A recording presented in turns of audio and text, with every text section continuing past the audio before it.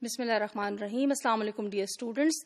This session is about sociolinguistic competence and performance. I hope and expect you would be able to understand these ideas with reference to sociolinguistics.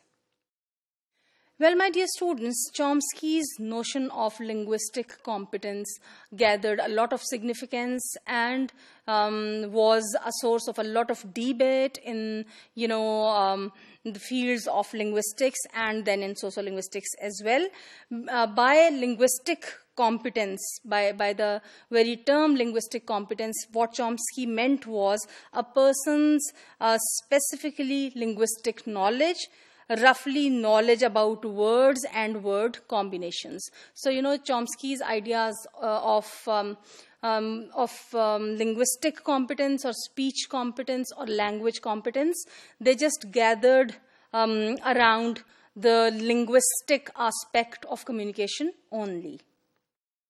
However,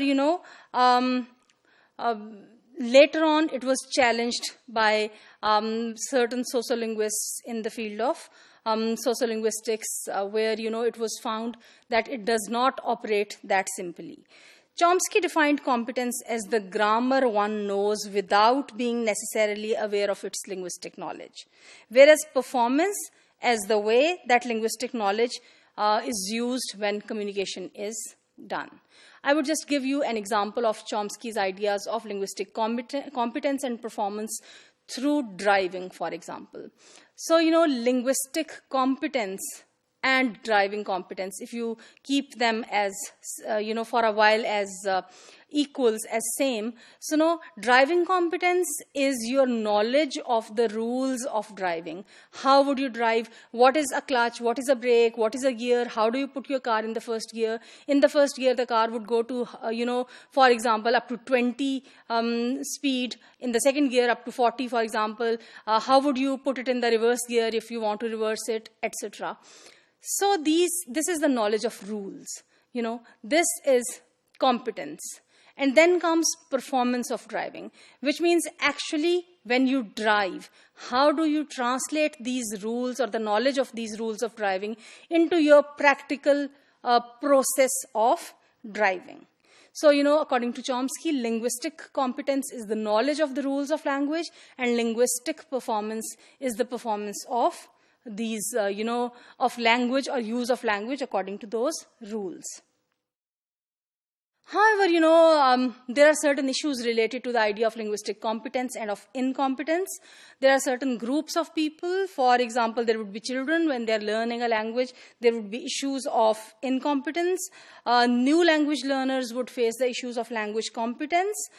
Competence is the knowledge of the grammar as well as the factors of, choosing what is to be said at a formal level, what is the register, what is style, etc. From this, now we are moving on to sociolinguistic competence and sociolinguistic performance. What is sociolinguistic competence and sociolinguistic performance?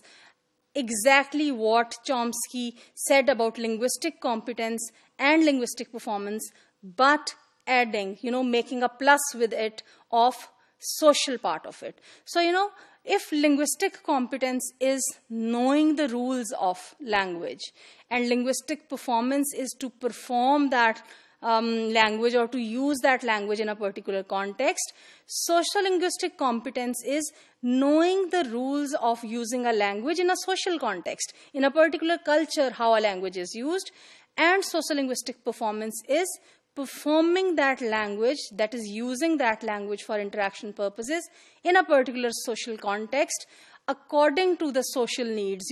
In what kind of a situation, what would be more appropriate to say? Grammatically, saying, for example, how are you or how do you do would be equally good.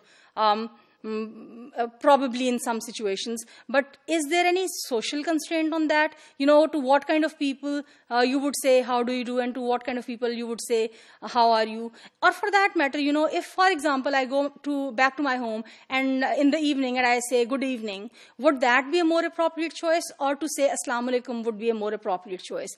Linguistically, each of these choices has its own, level of correctness, and there's no problem. But in the social context, Assalamu alaikum would be more appropriate if I have to say this to my parents or to my children, etc. But, for example, if I am addressing kind of a very professional kind of a gathering, for example, I am presenting on an academic forum, in that case, where there are foreigners also sitting. So, for example, in that situation, using good day or good morning or good evening would be an appropriate choice. So, sociolinguistic competence is knowing the differences of these, the rules of these, and sociolinguistic performance is how you use them practically in an appropriate way in different situations. Because practically the use of grammar would be futile if you do not put it into a right social context.